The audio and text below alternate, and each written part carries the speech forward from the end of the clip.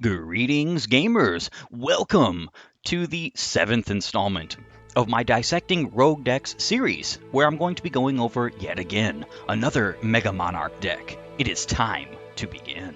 In today's episode, we are going to be looking into Mobius the Mega Monarch. It's actually kind of interesting. So, Mobius has his own vassal, which is Escher. But I think Mobius and Grand Morgue, even Caius to some degree, but Mobius and Grand Morgue definitely benefit more from having Lucius, the Shadow Vassal, than pretty much any other one of the Mega Monarchs. And the reason why is because both Mobius and Grand Morgue destroy set spells and traps, or whatever. So Mobius' case, it just destroys up to 3 spells and traps. So if those spells and traps are set face down, summoning him over Lucius could actually be pretty good to tell you the information on which ones you would like to destroy if your opponent has a field full of them, or so on and so forth.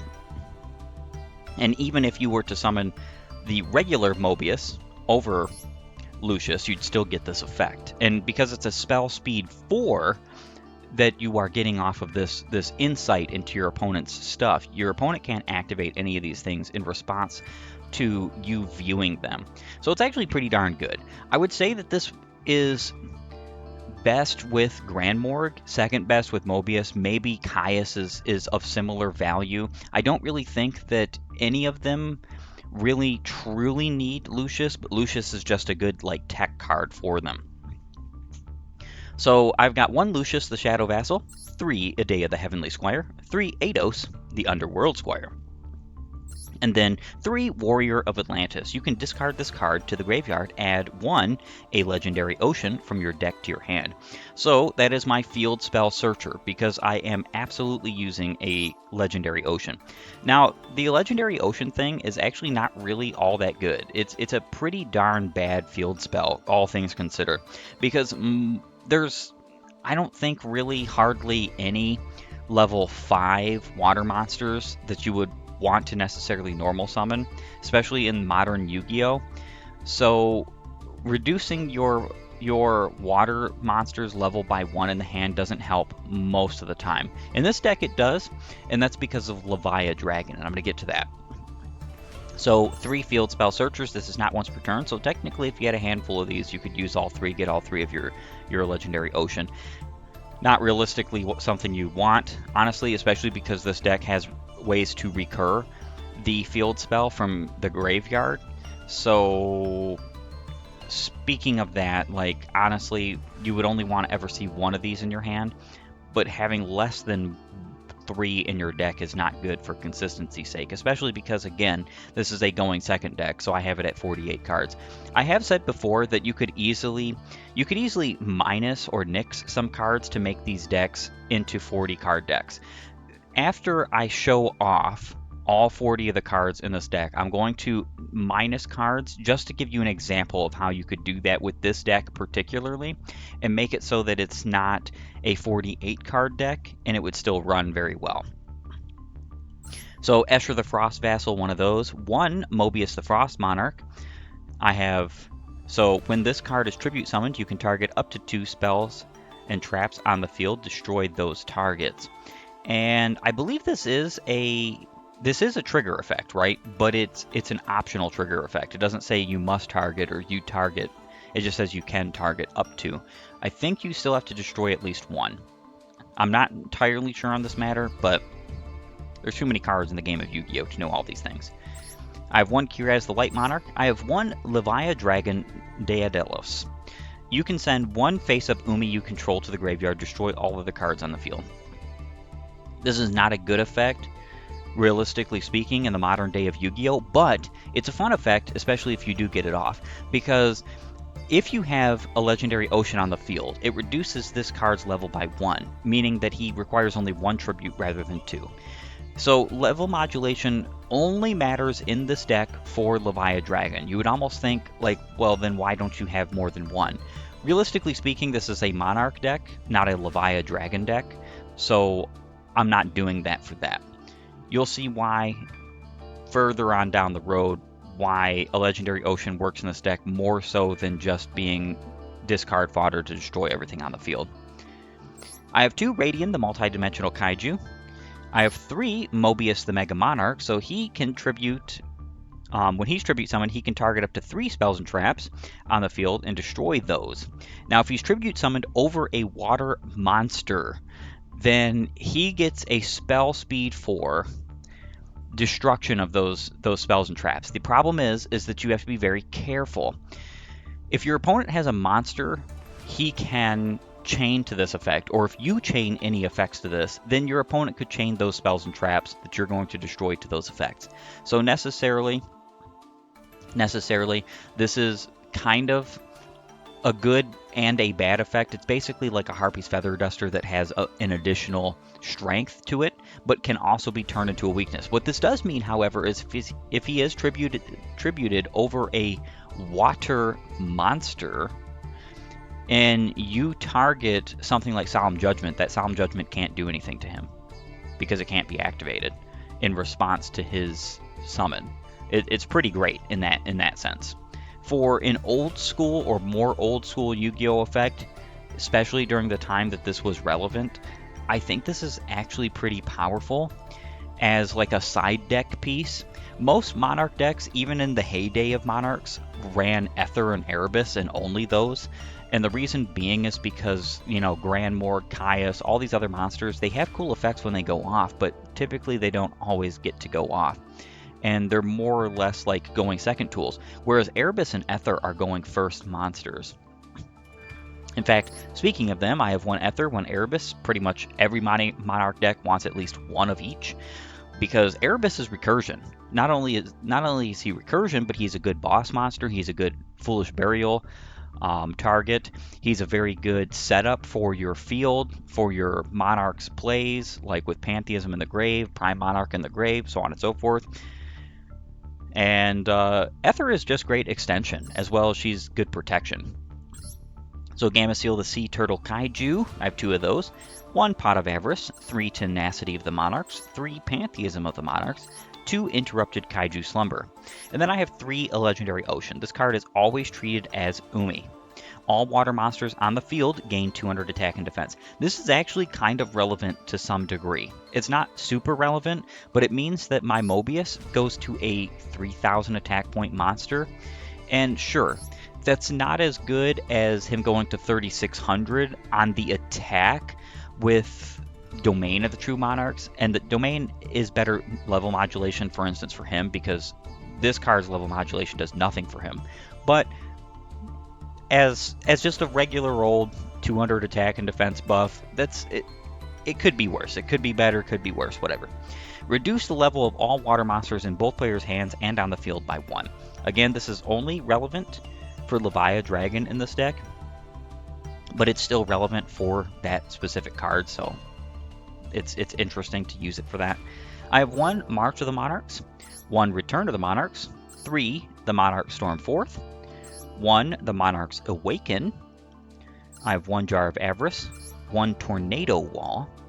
So activate only if Umi is on the field. While Umi is on the field, you take no battle damage. If Umi is not on the field, destroy this card. So if you had Umi on the field and Tornado Wall on the field, hilariously, if you were fighting against somebody who was using Tempai Dragon, for instance, and he had no way to destroy your back row, you just win. Your opponent can't do battle damage to you, which is the main function of that deck, which is very fun. I don't think this is good, even remotely good, especially because there's no way to search this card, right?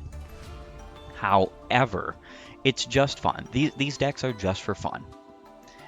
I have 2 Prime Monarchs, and then I have 3 Sea Stealth Attack. So when this card is activated, you can activate 1 Umi from your hand or graveyard. So this is the recursion that I was talking about with a Legendary Ocean, because a Legendary Ocean is always treated as Umi. Cards like this affect it. So while Umi is on the field, this face-up card gains these effects. Once per turn, you can banish 1 water monster you control until the end phase this turn. Face-up spells and traps you control cannot be destroyed by your opponent's card effects, even if this card leaves the field. There is a lot of really strong potential for this. There's some crazy, interesting plays with this that can be made that a lot of people don't really consider. So Because the Monarchs run things like March of the Monarchs and Return of the Monarchs, and you could even run, for instance, the first Monarch, which is a trap card monster that doesn't act, that is still treated as a trap card. This would protect all of those things. So as long as you have a water monster on the field, and it could be anything, you could even normal summon your Warrior of Atlantis if you have nothing else to put on the field for this effect. You banish that monster once per turn till the end phase. Till the end phase, your face-up continuous spells and traps cannot be destroyed by your opponent's card effects. This is kind of really crazy. So what this means is that your Umi is protected, you still get that modulation, all that sort of stuff. It's actually far and away, the Umi is only really here to facilitate Sea Stealth Attack, Tornado Wall, and Leviathan Dragon. It's not here. It's literally not here because Umi, or Legendary Ocean I should say, is a good card. It's not. This is a pretty good card for this. Spell and trap card protection for the Monarchs, this is pretty darn strong. So it's basically like I get to destroy your spells and traps with my Mobius, but you don't get to do anything to my spells and traps because of my Sea Stealth Attack. And if I have Tornado Wall on the field, as well as these, I don't even have to worry if I don't have a monster on the field to defend myself. I don't need one. It's pretty great. So at the start of the damage step, if your water monster whose original level is level 5 or higher battles an opponent's monster, destroy that opponent's monster. So this is not a target effect, and this is not once per turn. So if you have 3 level 5 monsters on the field or higher, they would immediately just destroy a monster that they are attacking. This is actually very powerful against certain decks. For instance, believe me, I'm not at all claiming that this is some kind of competitive deck, right? However, this deck kind of counters battle-focused decks. Mikanku, Yubel, Tempai. It counters them. Not hard counters, because obviously those decks are just stronger, they're just better, they're whatever. But it would counter them to some extent, to some degree, if you have your field set up. You would just never have to worry about that. So let's say you're facing a field full of Yubel monsters. He has Nightmare Pain on the field, everything on the field that he needs totally set up. He has 4 Yubel monsters, let's just say. You have Mobius on the field, and you have Sea Stealth Attack and Umi on the field. Let's say you've banished a Warrior of Atlantis this turn to make it so that your opponent can't destroy any of your spells and traps on the field. Perfect. Awesome. You did that in response to maybe a Harpie's Feather Duster. I'm concocting a really crazy scenario, just for the fun of it. Your opponent goes to attack the Mobius with all 4 of his Yubel monsters. They just instantly die because they have no card destruction protection. They can't have card destruction protection because their whole deck is based around the idea of destroying them to get other cards on the field. Now, this doesn't even matter that your opponent is going to get other monsters on the field because they're getting destroyed by this effect. They're just not going to be able to attack, and they don't have an endgame solution. Let's say you did not banish Warrior of Atlantis to protect your cards, and you have a Mobius on the field. Your opponent summons Yubel the Terror Incarnate, and during the end phase, he destroys all other monsters. Well, during the end phase, in response to this, you could activate Sea Stealth Attack. Banish your monster, your Mobius, and then put him right back on the field during that same end phase. It's just a very fun, very interesting, very cool scenario. Do I ever think this is going to happen? No. You're not getting anywhere past maybe gold. I don't even think you're getting to gold with any of the Mega Monarch decks, the solo Mega Monarch decks. But you could, especially if you did some more interesting things with the decks. So in order to make this deck relatively smaller so that you could more easily play this at 40 cards, I'm not going to take away Leviathan Dragon. Let's take away all of the Kaiju stuff. And then let's take away maybe Monarchs Awaken. And here you go. You've got a 40 card deck. In fact, if you really and truly wanted, you could have in fact, I'm going to delete that. I'm going to put in 2 Kaijus, 2 water Kaijus. Just because, having the Kaiju's effect. 42 is still acceptable, but you could definitely delete those. You would have a 40 card deck. This is just proof of concept. I think that these decks really only do well at going second. And of course, you could just run them going first or going second, not care. At 48 cards, even going first, yes, you're going to reduce your efficiency by a little bit, but it's not going to be so much that it's absolutely insane, right? So some people look at, for instance, 60 card decks and say, well, that's kind of crazy. If you're going second with a 60 card deck, you are drawing 6 cards. That means that your ratio is 1 out of 10 instead of 1 out of 8 going first, drawing 5 cards. That's not realistically that much bigger of a ratio. Even a 60 card deck isn't really that big a deal.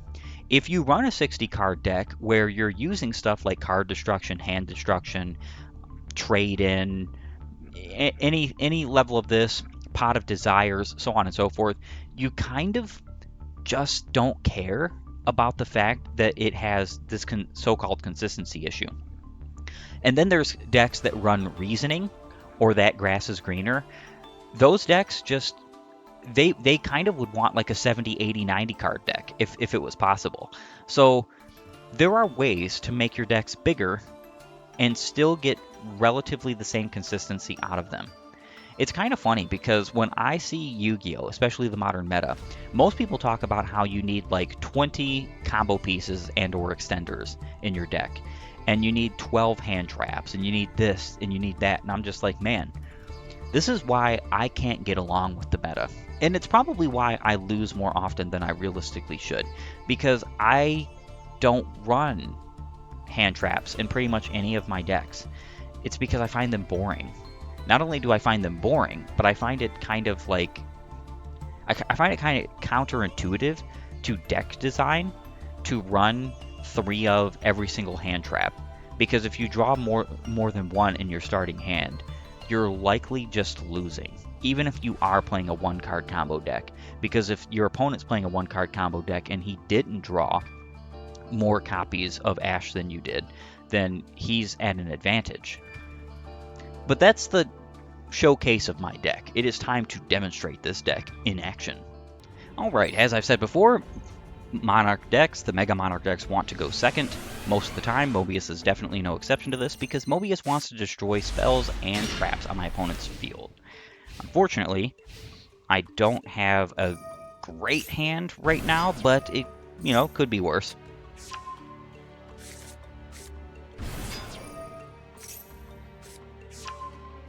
Yeah, so in this case, Mobius, the Frost Monarch, is a level 6, so he's only going to be reduced to level 5 if I were to gather to my hand a Legendary Ocean.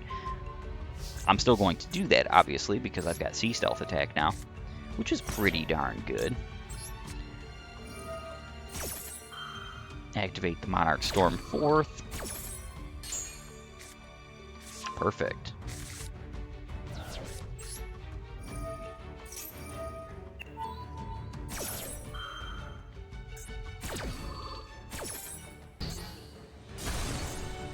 That is of no consequence. I should have tributed over him first, but whatever.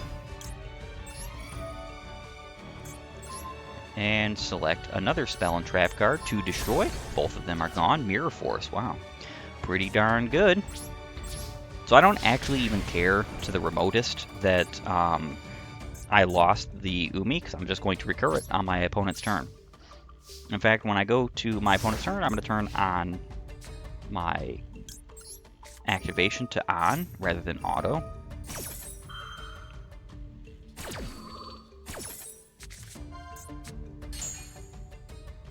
Yes, activate and Umi. Now I can have some protection if I need it. For my spells and traps, that is.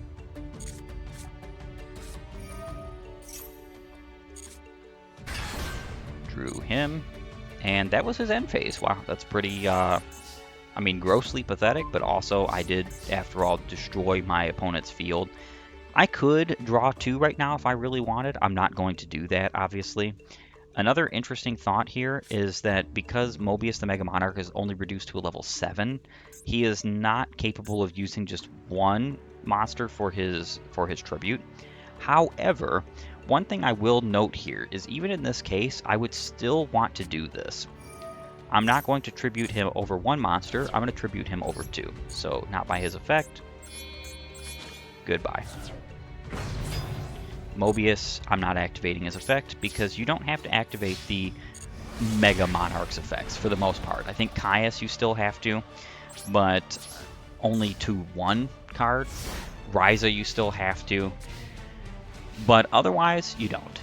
And that's pretty much it. I destroyed my opponent's field, destroyed my opponent's spells and traps, got rid of his monsters. The Mega Monarchs are fun. I'm not at all claiming that they're just competitively fantastic or great or amazing, but they are interesting. They're fun for what they are. I really think that what's so cool about Monarchs is if you do decide to go into spending your gems, your hard-earned gems, on building a Monarch deck, for one, you get a Monarch structure deck in the solo mode. It's not great, but it does give you a couple of SRs. I'm thinking Ryza, the Storm Monarch, and Caius, the Shadow Monarch. Gives you a couple of each of those. It doesn't really give you much of anything else, I'm going to be honest with you. So I wouldn't worry about that. But if you do happen to take advantage of making monarchs through spending your gems on them, you could technically make dozens and dozens of different kinds of decks. Of course, most of them will just be for fun decks, but that's really kind of the cool thing about this archetype is there's so many different ways to build it, there's so many different cards, there's so many different features of it, and it all just functionally supports tribute summon monsters regardless, which is pretty great. So I want to thank you for joining me. If you like my content, please upvote and follow, or like and subscribe, leave a comment down below, and while you're at it, have a great and glorious day gaming.